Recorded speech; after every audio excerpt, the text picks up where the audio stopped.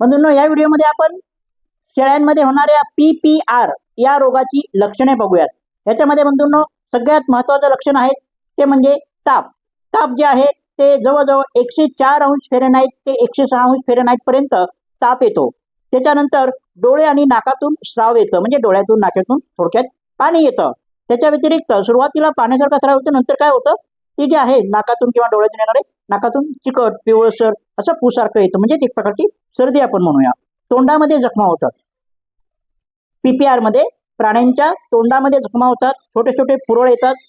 याच्या व्यतिरिक्त बंधूंनो हिरड्या, जीभ आणि ओठ हे सगळे जे आहेत ना फोडीने भरून जातात. याच्या व्यतिरिक्त लाळ येते.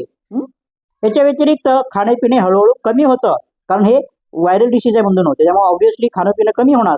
अतिसार म्हणजे जुलाब, संडास या ठिकाणी लागते. याच्या व्यतिरिक्त दुर्गंधीयुक्त पातळ संडास येते बंधूंनो, शरीरातील पाणी कमी होतं, परिणामी डिहायड्रेट होतं प्राणी, अशक्तपणा वाढायला लागतो आणि श्वसनाचा त्रास होतो, खोकला येतो, धाप लागणे, निमोनियासारखं या ठिकाणी लक्षणे आपल्याला दिसायला लागतात. याच्या व्यतिरिक्त भूक मंदावणे, चारा खाणे बंद होणे आणि वजन झपाट्याने या ठिकाणी घटते. ठीक आहे. आणि सगळ्यात महत्त्वाचं म्हणजे जर प्राणी गाभण असेल आणि जर त्या गाभण प्राण्याला PPR ची या ठिकाणी लागण झाली असेल तर गाभण्याचे चान्सेस जास्त असतात. ठीक आहे. तर याच्यामध्ये गंभीर अवस्थेचे जी लक्षणं आहेत ते आपण बघू. शेळी उभी राहू शकत नाही गंभीर अवस्थेमध्ये, खूप अशक्तपणा, उपचार जरी आपण केलं तर जर सेकंडरी इन्फेक्शन मध्ये गेलं तर प्राणी दगावतो.